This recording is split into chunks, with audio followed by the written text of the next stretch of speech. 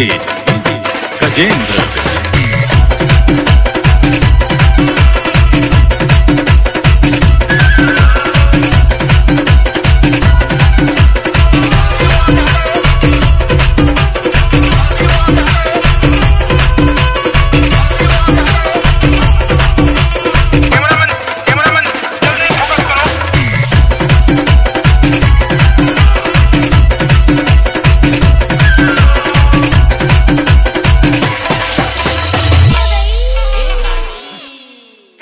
बताना मोर मायाला छोड़ के कहाँ जाता हो?